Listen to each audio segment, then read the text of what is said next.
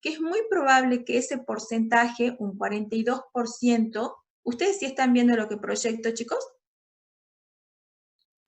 Sí, profe. Bien. Sí, profe.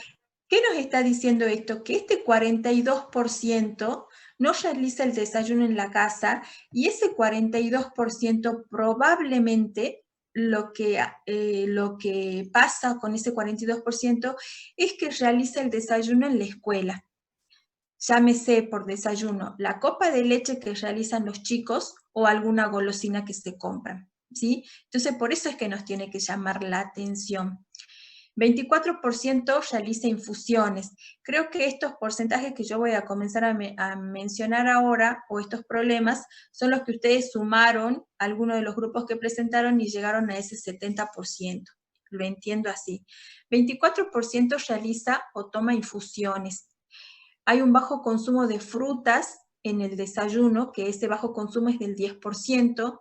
Hay un bajo porcentaje, 30%, de niños que realiza desayuno de calidad nutricional, ¿sí? Esto ustedes también lo presentaron. 57% no elige agua como bebida de consumo es ahí. 36% consume sándwich y golosinas durante el recreo. 34% no realiza práctica adecuada de lavado de manos y el 58% desconoce el concepto de alimentación saludable, ¿sí? Esto sería como los problemas identificados. Ya están los puntajes allí porque hicimos la matriz decisional para cada uno. ¿Qué es lo que, no les voy a mostrar cada matriz decisional, pero a nosotros, ¿qué nos dio como mayor puntuación? Nos da como 20 puntos al establecer la matriz el bajo consumo de frutas en el desayuno. Por eso les decía a este grupo, a este último grupo, sería interesante que trabajen solamente ese problema para ver qué puntuación obtienen ustedes, ¿sí?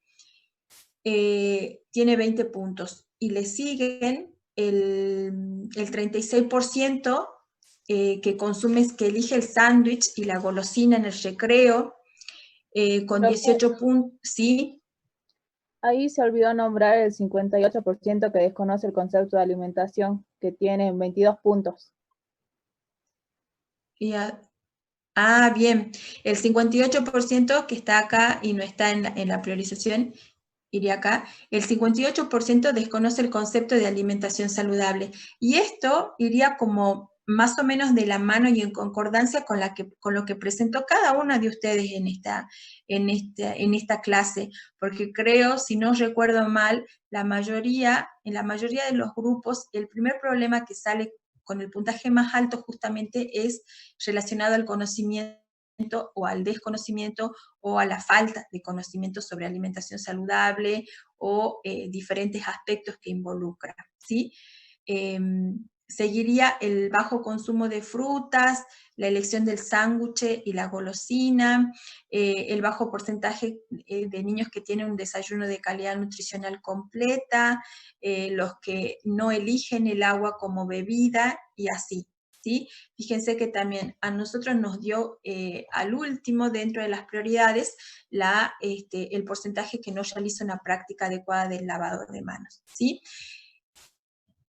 Teniendo en cuenta las matrices que uno aplica, ¿qué es lo que vamos, como para que ustedes vayan unificando también los criterios?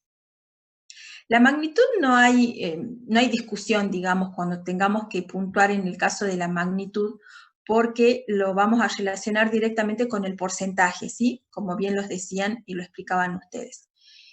En el caso de la trascendencia, que decimos esto que yo les explicaba, cómo ese problema de comportamiento, si persiste en el tiempo, va a repercutir de manera importante en el problema de salud que motiva nuestra intervención educativa. En este caso, sobrepeso y obesidad.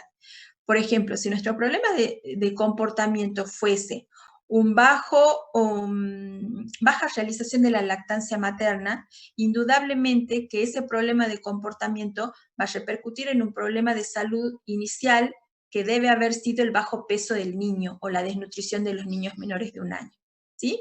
Para que vayan estableciendo esa relación. La trascendencia nos habla de eso, ¿sí? cómo ese problema de comportamiento, de persistir en el tiempo, va a tener repercusión en el problema de salud. La vulnerabilidad, el problema de comportamiento puede ser solucionado total o parcialmente por una intervención educativa, ¿sí? ¿Cómo nos posicionamos nosotros para tener en cuenta qué puntuación darle a estos problemas de comportamiento, ¿sí? Y ahí consideramos lo siguiente. Nosotros consideramos que un problema es más vulnerable, es decir, que puede ser solucionado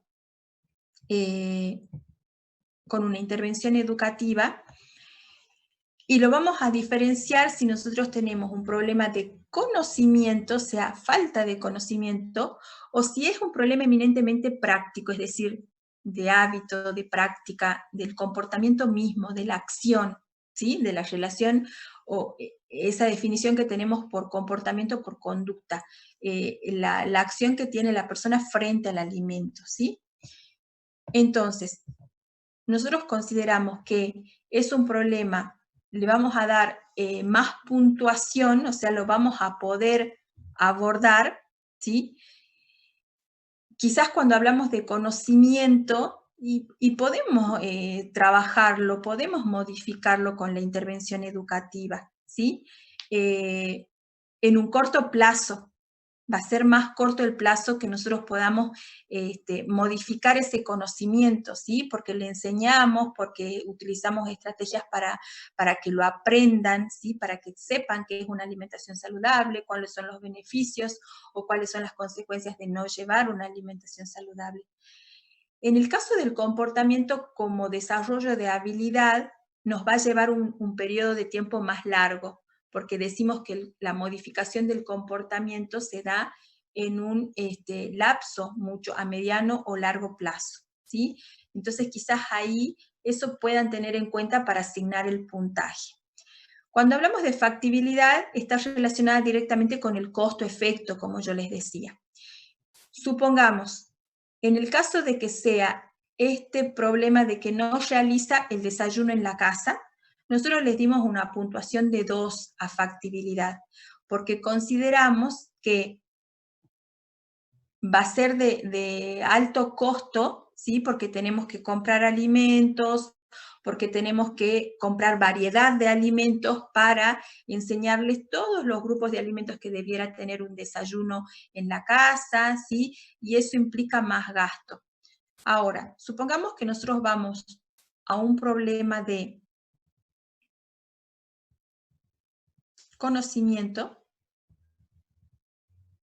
que es este último, el 58% desconoce el concepto de alimentación saludable. Fíjense que la factibilidad es de 5, es el mayor puntaje, porque si yo comparo el gasto que realizo en dar un contenido o que mi actividad responda meramente a enseñar teoría, es mucho menor el gasto que cuando tengo que enseñar el desarrollo de una habilidad. Que ellos sepan preparar el desayuno, que sepan qué alimentos tiene que contener ese desayuno, porque yo tengo que gastar o mi costo se va a elevar porque tengo que utilizar alimentos como recurso. ¿Se entiende eso, chicos?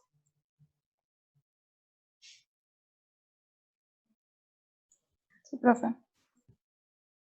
¿Sí? Y lo mismo, fíjense, en vulnerabilidad, esto que yo les estaba diciendo recién.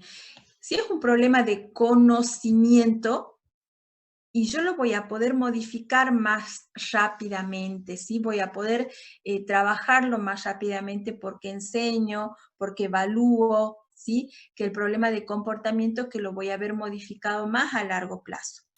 Y en el caso de ponderación, decimos que es un problema de comportamiento que al ser modificado puede contribuir a solucionar el problema de salud. A ver, cuando nosotros hablamos en términos de conocimiento, cuando el problema es de conocimiento, y va a ser relativo esto, puede tener una puntuación de 3, 4, ¿sí? Y en esos 2 puntajes estaría. ¿Por qué? Porque yo puedo tener el conocimiento en este caso, ¿sí? Yo lo enseño, la persona lo aprende, lo entiende, pero eso no necesariamente me asegura a mí que sea un factor determinante para que modifique el comportamiento. Lo puedo saber, lo puedo conocer, pero puedo seguir con ese comportamiento poco saludable, ¿sí? Entonces, cuando hablamos en términos de conocimiento, la ponderación entraría en 3 o 4. Fíjense en el caso del agua, creo que es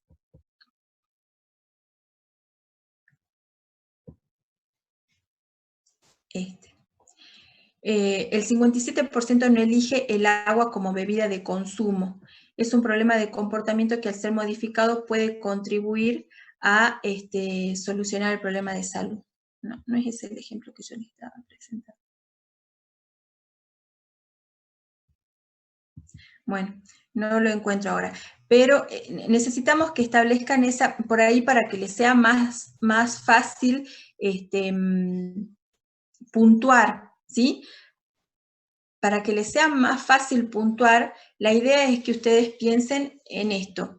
Si es un problema de conocimiento, ¿sí? Donde yo tenga que dar contenido teórico, y eso va a ser menos costoso que cuando tengo que abordar algo para el desarrollo de habilidades y destrezas, como por ejemplo enseñar cómo preparar un desayuno, o la selección de los alimentos en el kiosco de la escuela, ¿sí? O cómo comenzar a incorporar, no sé, diferentes tipos de alimentos. En el caso del porcentaje que no elegían el agua como bebida, ahí se nos presentaba cuando hablábamos esto de la... A ver si vuelvo al Power. En el caso de la factibilidad, nosotros decíamos, bueno, el agua está disponible, ¿sí? Entonces también considerábamos que podía ser una puntuación alta porque había disponibilidad de agua para consumo. Entonces tienen que ir tomando en cuenta varios aspectos. Estas matrices se utilizan mucho para problemas de salud. Nosotros lo que quisimos es adaptar esas que se utilizan para los problemas de salud a estas de problemas de comportamiento alimentario. Como es mucho más práctico que ustedes la piensen y lo puntúen, teniendo en cuenta estos dos aspectos que yo les marcaba. Si es algo meramente de conocimiento, que yo lo voy a abordar a partir de los contenidos que yo sé como profesional, ¿sí? De enseñar, esto del proceso de aprendizaje, y seguramente lo voy a lograr en menos tiempo y con menos recursos. Si es algo donde yo tengo donde involucra el desarrollo de habilidades por parte del educando, ellos tienen que aprender a hacer, y nos lleva un poco más de tiempo y se necesitan mayores recursos. Y lo demás lo van a relacionar, dependiendo del porcentaje, va a ser la magnitud y van a puntuar, ¿sí? Y los otros dos criterios, estos que yo les decía que se relacionaban también la ponderación, cómo están relacionados directamente con el problema de salud, ¿sí?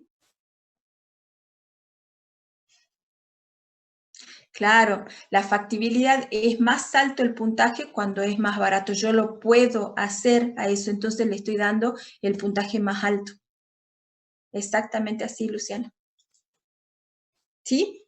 ¿Se entendió? Sí, profe. Muy bien. Profe, yo quiero hacer una pregunta, sí, pero sobre el instrumento. Sí. Ahí decía, por ejemplo, que no se debían emplear palabras que induzcan a una reacción estereotipada. Sí. Y, por ejemplo, en el cuestionario sí hay una pregunta que dice, marca las opciones de por qué consideras que es importante el agua. Eso sería ya decirle a la persona que el agua es importante y la estoy induciendo, ¿o no sería un ejemplo?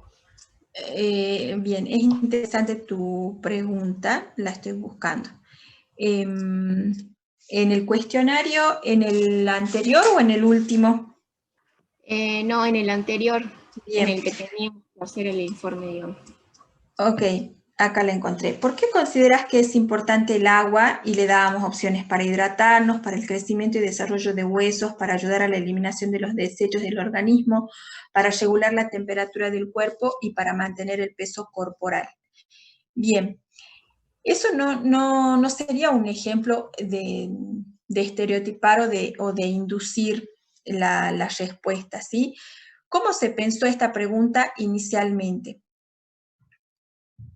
Nosotros siempre se recomienda cuando vamos a consultar o el objetivo es identificar el conocimiento que tiene la persona, determinar el conocimiento en relación a un tema en particular, la bibliografía que nos dice que no es recomendable preguntarlo de esa manera. ¿Consideras importante, ¿consideras importante el consumo de agua? ¿O consideras importante llevar una alimentación saludable?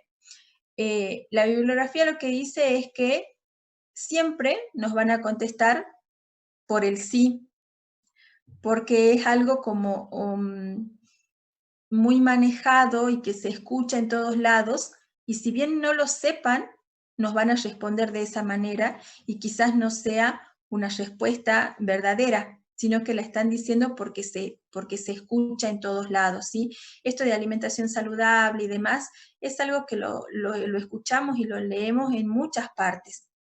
Entonces, cuando se va a consultar acerca de eso, se va a preguntar acerca de la importancia, directamente la pregunta sería el por qué consideras.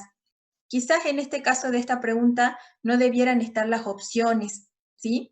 Y la podríamos dejar como una pregunta abierta para que en el por qué consideras surja desde ellos esa importancia y no que nos tengan que marcar en función de lo que nosotros estamos proponiendo como opciones, ¿sí?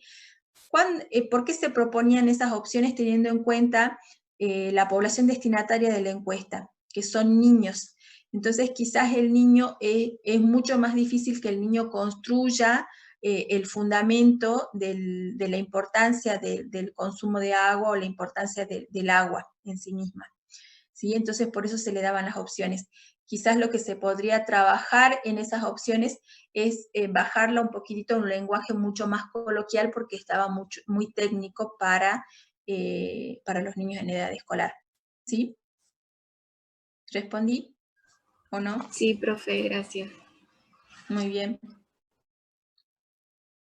Y creo que en el instrumento último, si nosotros lo revisamos, fíjense que está la pregunta que yo les digo que no debiera estar, pero está acompañada de un porqué, porque dice, ¿consideras importante el agua para tu salud? Sí, no. Seguramente todos nos van a marcar. Sería interesante que hagan ese ejercicio, ¿sí? Que pregunten de esta manera, ¿consideras importante el agua para tu salud? Yo creo que muy pocas personas nos van a llegar a decir que no. Creo que el mayor porcentaje va a responder que sí, pero cuando nosotros preguntamos el fundamento de ese sí, es cuando vamos a ver a ciencia cierta si es que lo sabe o no a esa importancia, ¿sí? Entonces, fíjense que en el instrumento definitivo la pregunta está, ¿consideras importante el agua para tu salud? Sí, no, pero inmediatamente está el por qué. Y el por qué debe responder tanto al sí como al no. Aquel que me dice no, me tiene que decir el por qué. Y aquel que me dice sí, mucho más me tiene que decir el por qué. ¿Sí? ¿Algo más?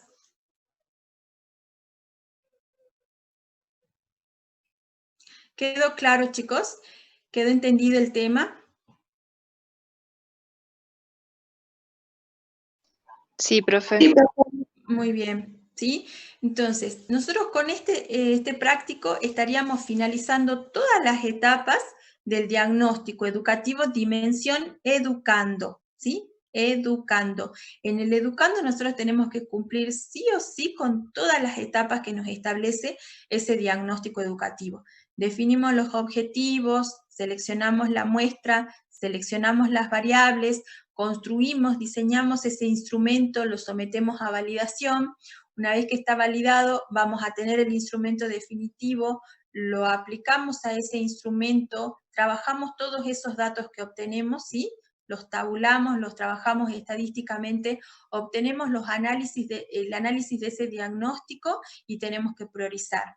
La priorización a nosotros nos va a indicar con qué problema comenzar el plan de acción, para qué problema planificamos en primer lugar, ¿sí? Y después vamos dando respuesta al resto de las problemáticas, ¿sí? Cumplimos entonces con todas esas etapas del diagnóstico. ¿Qué es lo que nos queda ahora?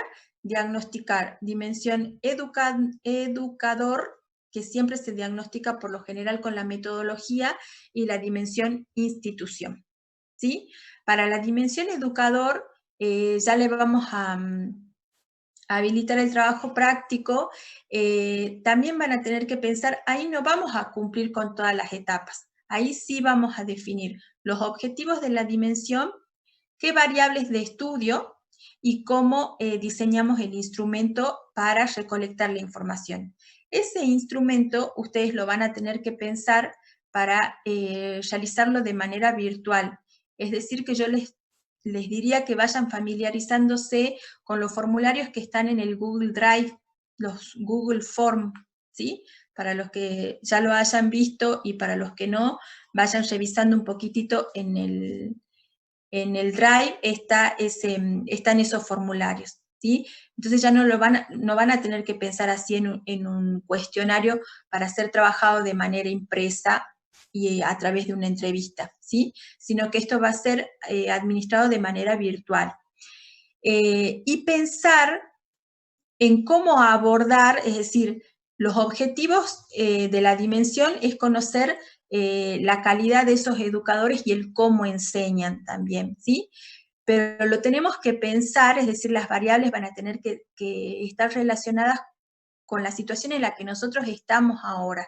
Ese diagnóstico se va a hacer en función de cómo se está dando ahora la enseñanza, que es de manera virtual, ¿sí? Ya van a tener bien especificadas las consignas, pero como para que lo vayan pensando, ¿sí, chicos?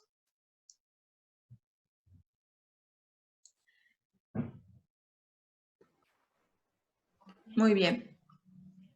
Sí, profe. Bien. Bueno, creo que por hoy nada más, ya estamos muy pasados de hora, pero bueno, valía la pena extendernos para que se entienda esta última parte del diagnóstico educativo Dimensión Educando, ¿sí? Si quedaron dudas, se generaron dudas en el desarrollo del trabajo práctico, las preguntan por el foro, no hay problema, las preguntan en el grupo, no hay ningún problema, y vamos respondiendo. Lo que me interesa es que le quede claro, chicos. No tengo ningún inconveniente de volver a repetir, de volver a explicar, si es que algo no se me entendió, ¿sí? Lo preguntan para que vaya quedando todo claro. Es muy distinto trabajarlo de esta manera a cuando uno está en aula, los ve y la observación también hace y dice mucho. Entonces, cualquier duda que tengan, pregúntenla, por favor, así comprenden bien el tema, ¿sí? Entonces, si no hay más, nos vamos despidiendo. Gracias, profe. Gracias, profe. Adiós. Bien. Chao, profe, Nuevamente feliz día. les pido, por favor. Gracias. Nuevamente les pido que se cuiden y que se queden en la casa, por favor. Si no tienen que salir, no salgan, ¿sí? Está fea la situación. Chau, chau. Gracias por los saludos. Profe, gracias. Adiós, adiós.